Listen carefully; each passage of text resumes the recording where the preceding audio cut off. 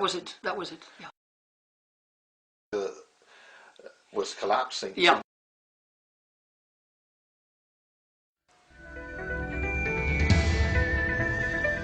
With the loss of major sections of the original interviews by sources and beings unknown, we return now in the summer to reshoot the lost interviews with Rowney Kilda.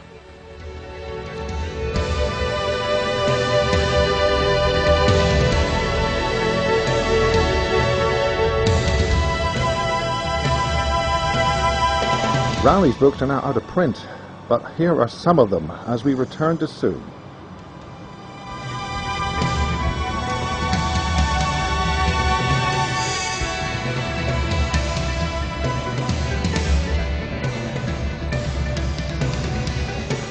We start with an important conference in Moscow held just before the breakup of the Soviet Union, where top US military were in attendance. We are here today because certain things happened since the last interview, namely that certain information that you imparted the first time was somehow deleted. So could you go over that again about specifically where you were at the conference in Moscow and things like that, those sort of events where you're meeting other people? Yes, it was interesting to find out what parts of the interview were deleted, which to me show that those are the parts that people should not know.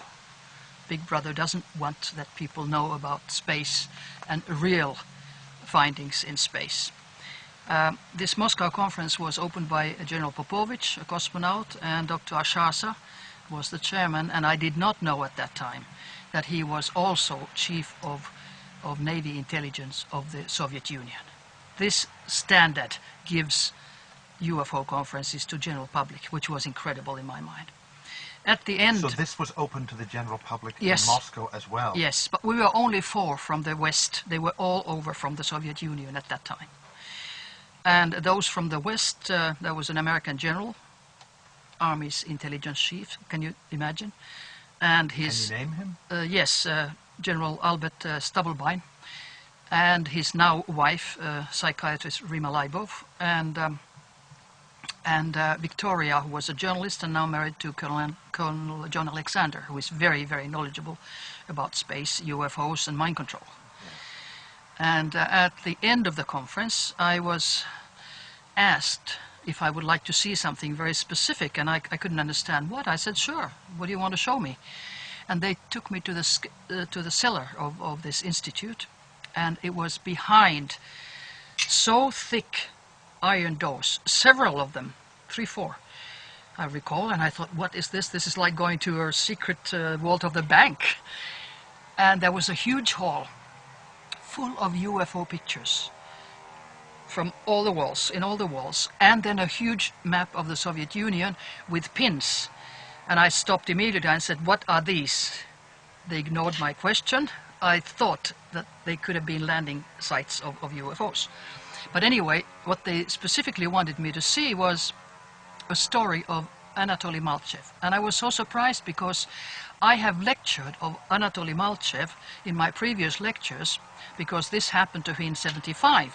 So who is she exactly? Anatoly? Well, he was a woodworker in the woods, and all of a sudden a UFO landed next to him.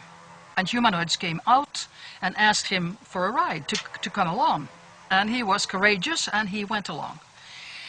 And then they were flying for some time, and they passed the moon. And on the other side of the moon, the dark side so-called, of the moon, he saw lights. And he asked, what are these? So he was told there are bases on the dark side of the moon. And then they flew maybe 2 hours or something, and they landed on a planet. And when he got out, he got a shock of his life, because the people who came to greet him and meet him were his dead relatives and friends, who were in perfect shape and beautiful and, in perfect health. And this was deleted. So I thought that's very interesting, because that shows something about life on planet Earth. It showed to me, at least, that we're all one.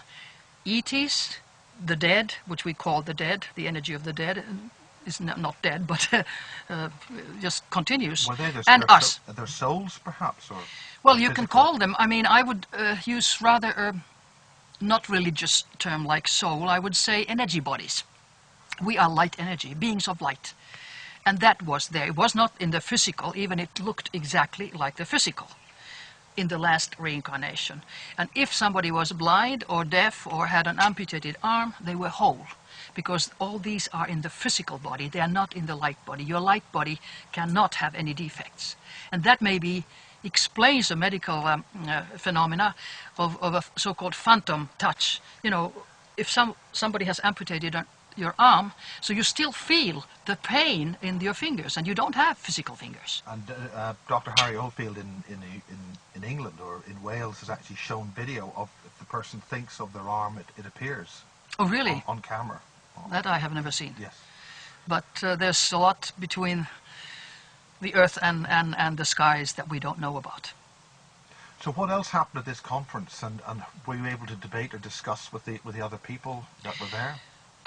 Well, I discussed. I didn't debate because I don't speak Russian, and I had a lady, a radio engineer, who was also a journalist of Anomalia magazine in Leningrad at that time, and I asked her to come and sit next to me and interpret a little bit.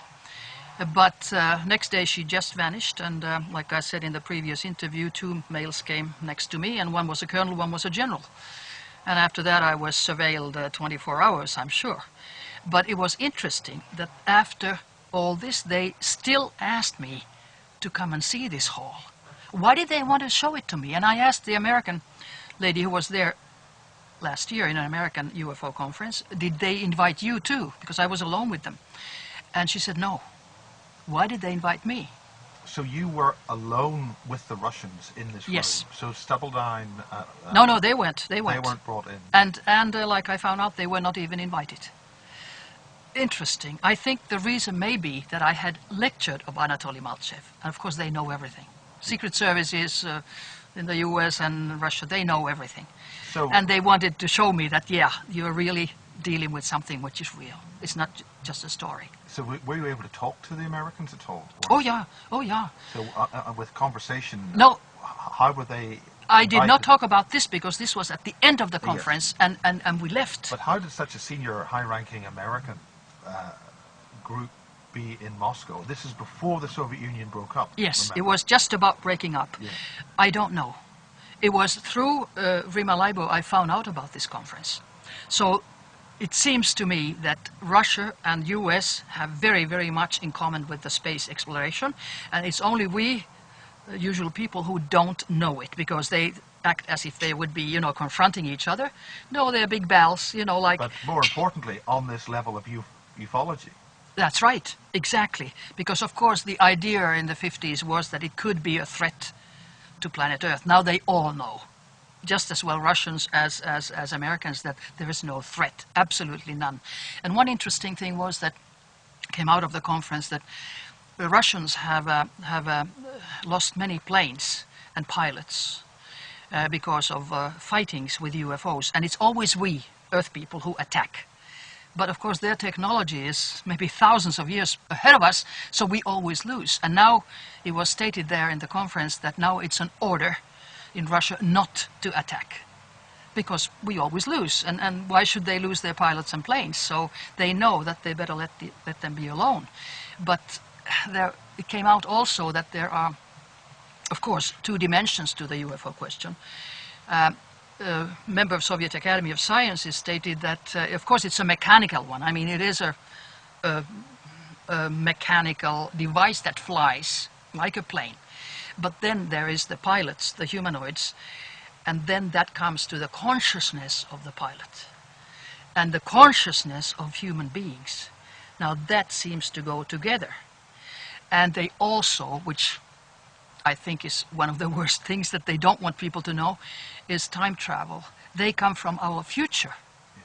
And they can also go back. I mean, there's a technology even for us, but it has taken many, many lives when they have been doing experimentations with Monta project in the States, for instance. Young children especially, they die with these experiments. But when you think that they come from our future, so you could also state that we see our own future. Because a man is a mind, not a body, and we're multi-dimensional. which is something which is very hard for people to understand. But if you think that in your dreams you are also in another frequency, and in your dreams you can go wherever. And we think that dreams are just a product of stress or your experiences and a product of your brain activity.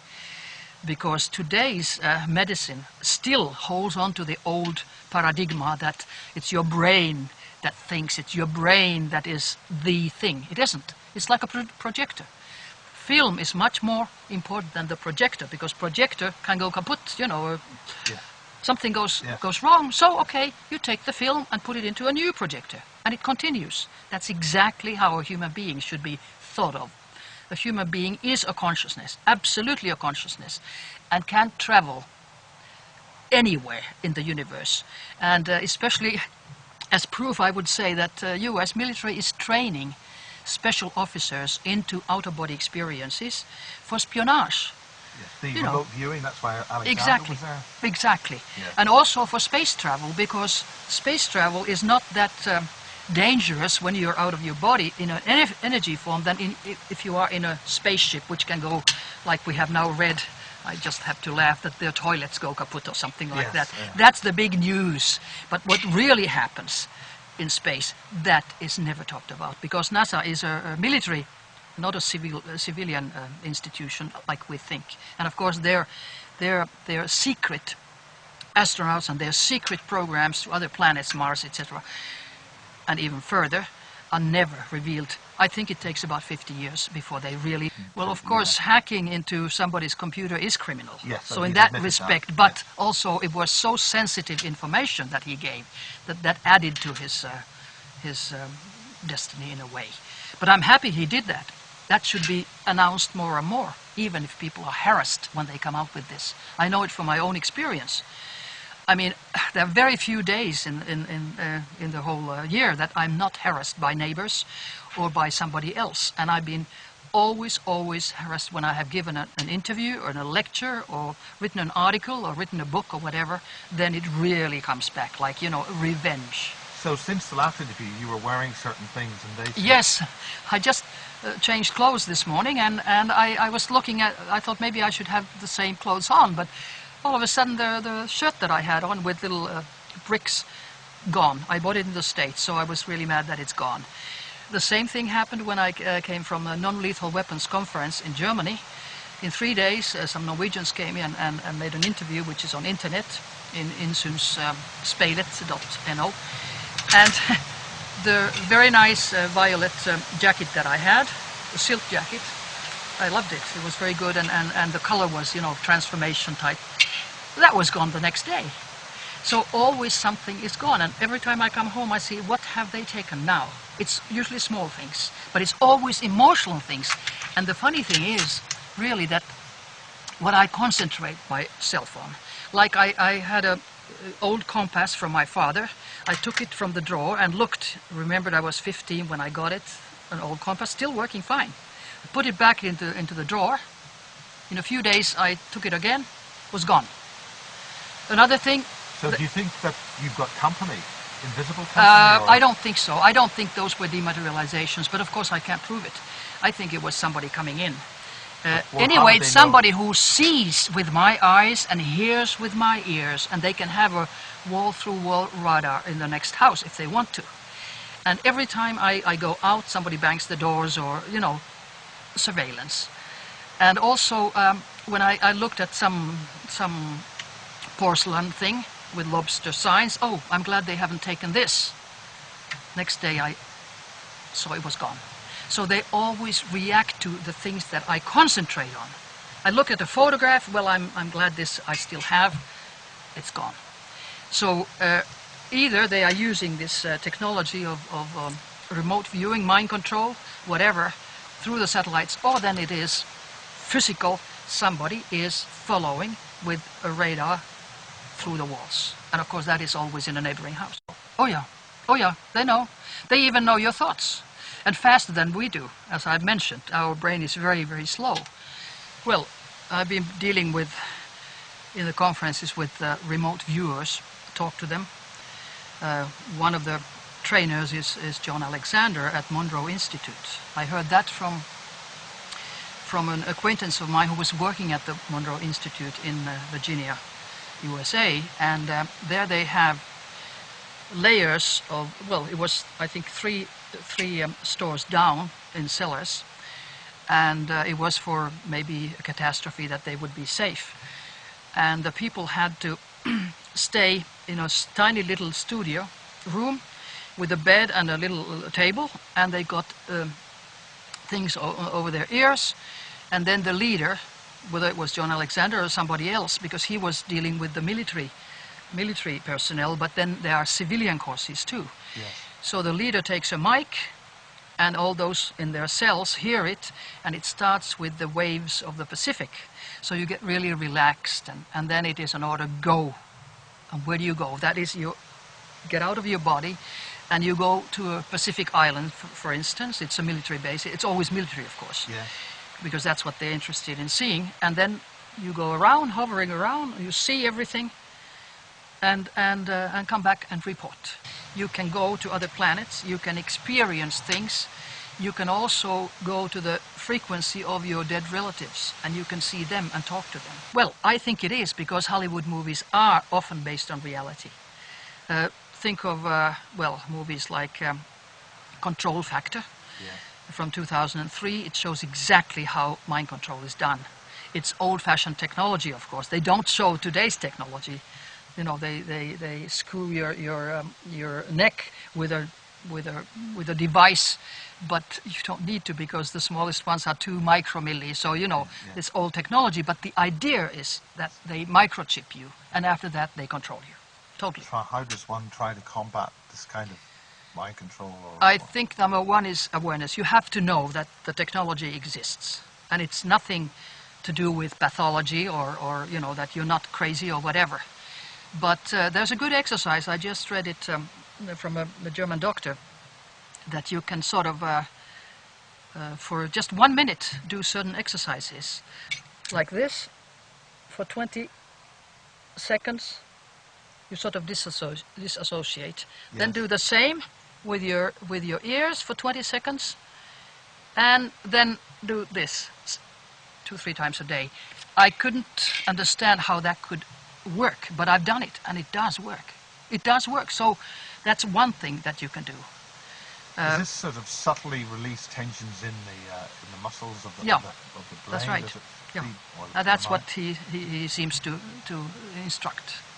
So at least that's something that you can try, and then you have to tell others, because even if they don't believe you, then somebody else tells them, somebody else, a 3rd, 4th, 5th person, then they start seeing that there's something terribly, terribly wrong with planet Earth today and the people who are on the top. Well, you can do it with many kinds of things, but I think the very usual one is with electromagnetic fields. You're being beamed at a certain frequency, and when that frequency hits you, they have certain frequencies for certain feelings, a feeling of touch, of eyes, of ears, whatever. They have each frequency. What sort of frequencies are we talking about? Are we talking extra low frequencies? ELF? Well, like some 25 hertz or 9 hertz or whatever. Yeah. And then another thing is they are using drugs. And for instance, Is this in our food? I mean, we've heard of the fluoride debate for fluoride in water. well, that's one way. I mean, putting into water and putting into your food all kinds of things that are not good for you, and they know it very well that they're not good for us.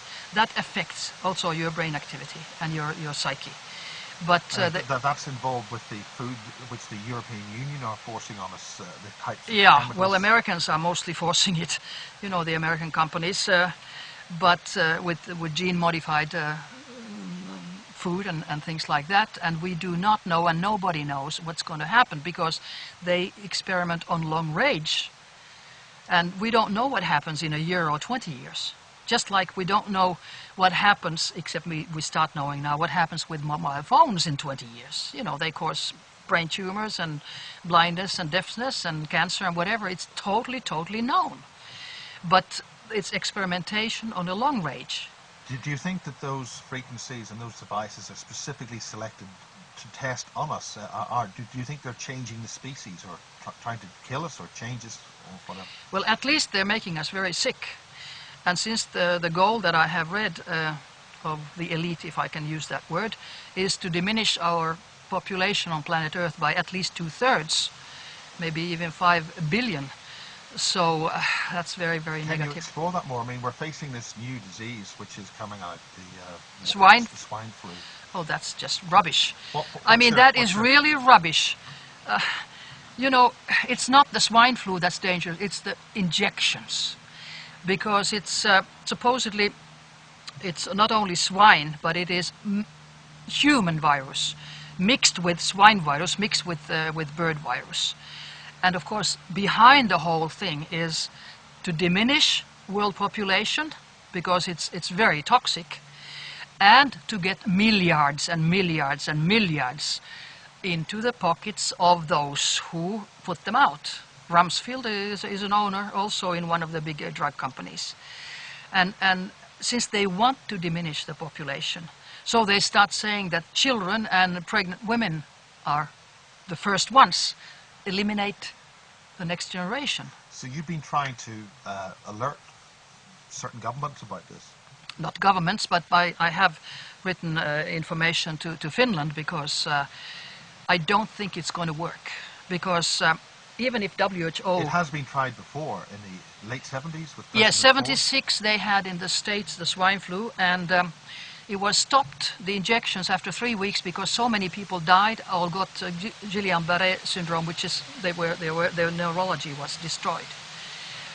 So now they're making a little adjustment and doing it the same.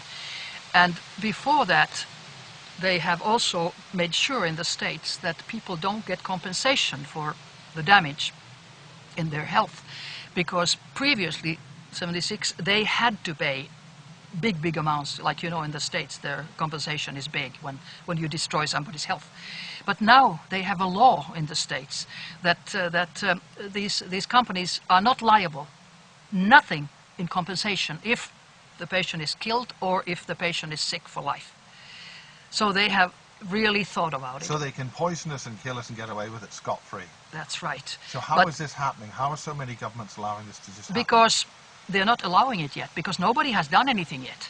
They are just having a scary program in the mass media. All mass media says, oh, it's going to be terrible. Now it's something, bang, bang, bang. It's a scary propaganda. And people get scared because they don't know. Now, WHO has ordered that, you know, everybody has to be by force injected. Previously, WHO did not have this ability to tell them to force any government, because it was only recommendations. But it was 97, 98, I recall, that they signed with 194, was it, states about that if there is a pandemic, you know, real serious pandemic, so then they give an order. Now, in the beginning already, in the beginning of June, WHO said pandemic 6, that's the highest. Now, go to any country in the world, people are not sick. There are not millions in swine influenza. So this was just done to force people and prepare the governments to give injections by force. But it's not going to work. I don't think Norway is going to do it. So do you think the figures released by the World Health Organization are actually false? Or of course they lying? are. Of course. But you have to remember, why do they do this? Always remember who benefits. Who benefits? They have been forced, in my mind, to do this. And by whom? Big Pharma. Big Pharma, which is, you know, deals with the world population and the world money and all this. It's milliards. So what's the ultimate strategy, do you think, that's happening with this? What's their target? What's their intent? The target is to get rid of so many people as possible and to get as much money for them as possible. But I think they have calculated wrong this time, because already in the Bilderberger meeting, 14th and 15th of May this year, 2009, in Hellas, there was almost a split when they were discussing this. And I can well imagine that people normally, you know, attending, do not always agree with Mr. Kissinger's plan to eliminate a great deal of world population. And now, for instance, yesterday, the Finnish government made a decision, changed laws, which is very interesting, changed laws that swine influenza is not anymore on the list of being a dangerous, serious, contaminating disease. And that means that, of course, then people have to pay for themselves. It's a money question too. But in my mind, of course, this is a legal question for the lawyers. But in my mind, if something is not a dangerous, contaminations disease, you cannot be forced to take an injection, right? So I think they were very, very smart. Also, I just read that from the Folk Institute of Health in Norway, that director had said that there has never been many meaning to force people to take, but they can take an injection, and I hope nobody does, especially not children, especially not pregnant women, and actually nobody.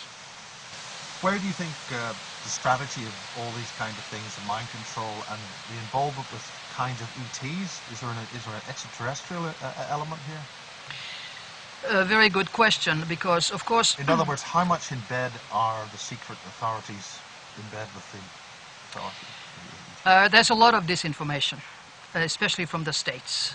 They claim that they have ETs in Area 51, and one specifically, a gentleman I know from UFO conferences stated that he has been sitting in the same table with an ET, and they put on a was it blue or white shirt on him so that he would look more human. I think that's just BS. But the contacts that exist are both physical and mental, and I think the mental contacts are much, much more important because they happen with just anybody. The physical contacts with the military, when there's a crushed UFO, and if they get alien bodies or if they get alive aliens like it has been claimed, and I don't doubt that that couldn't be true, so they get a lot of information. But it is not that aliens, so-called, would be dictating to us what we are doing. This is a free planet, and we have free will, and this is in my mind, it's also an experimentation planet, because they have, in some planets, humanoids, people, intelligence beings, that have kind of a group intelligence, and they have a lot of clones. And we are just starting, in my mind, to have human clones.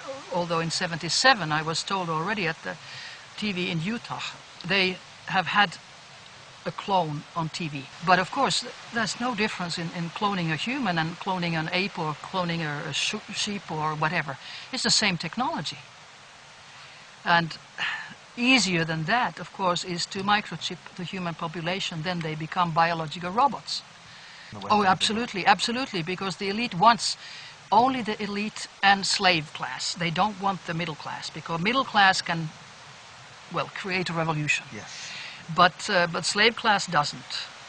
And of course the elite just thinks that they are the ones who will have all the benefits and nobody else.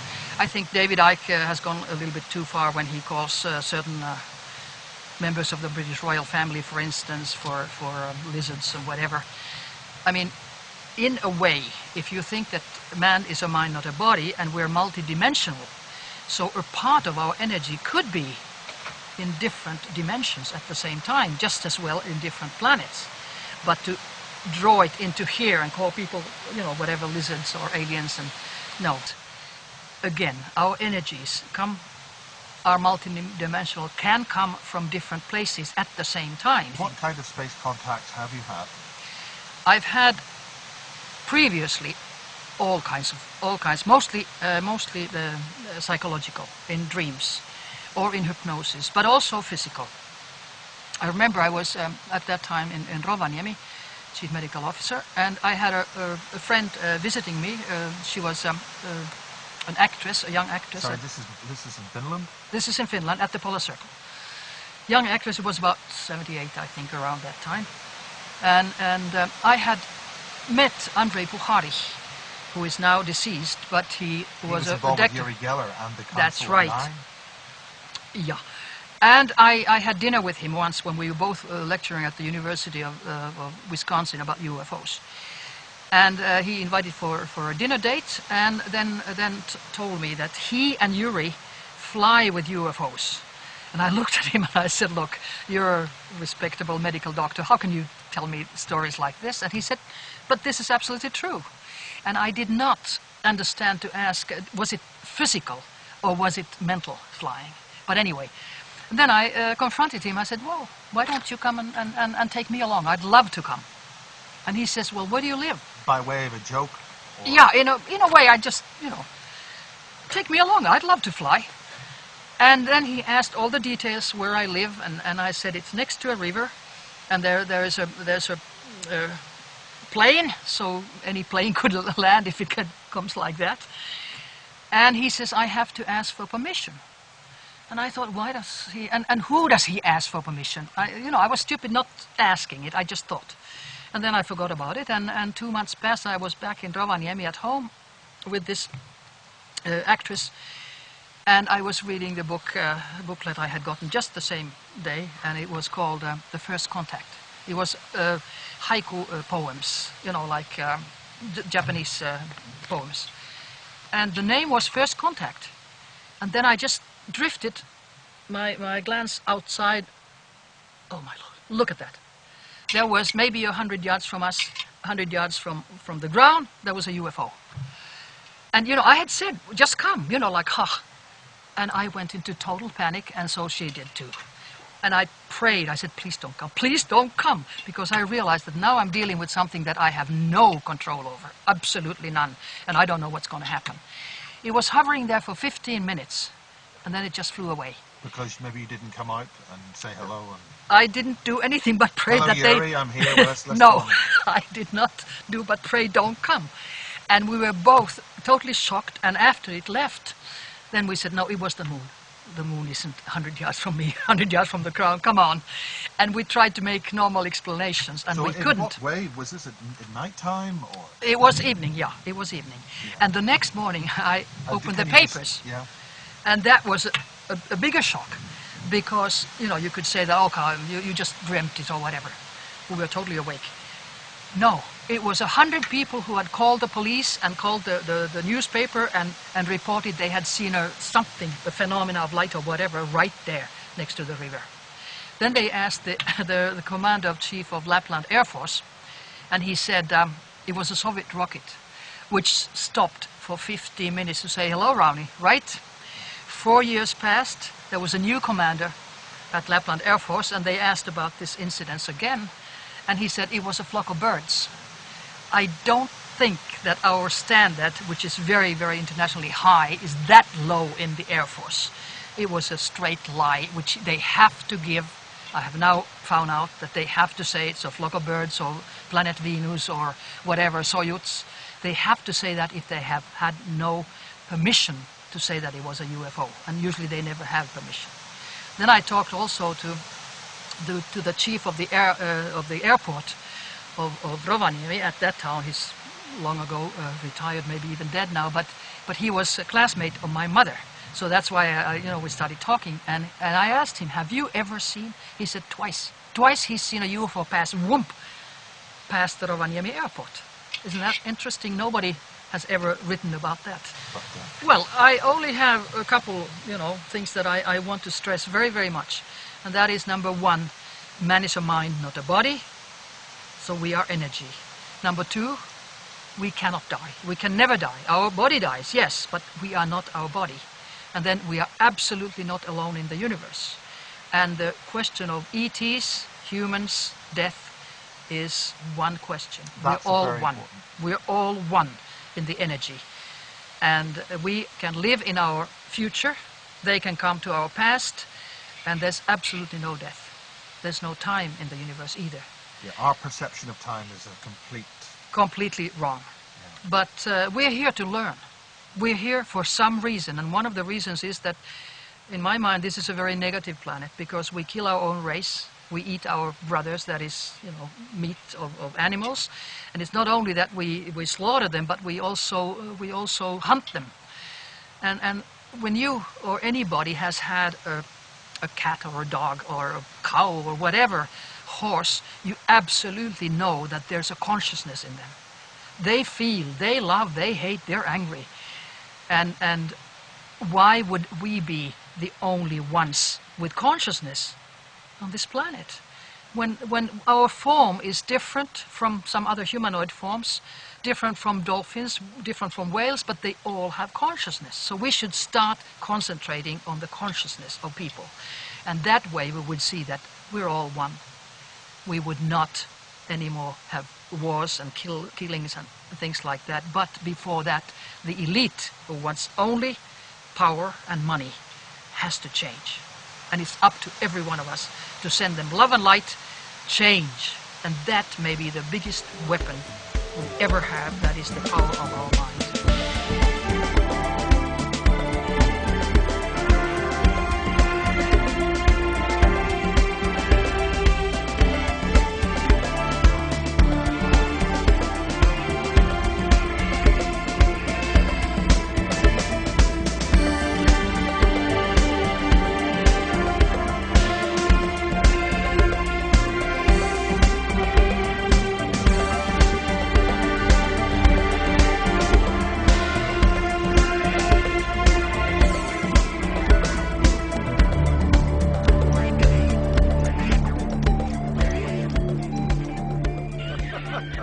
They did. Now we have the sun.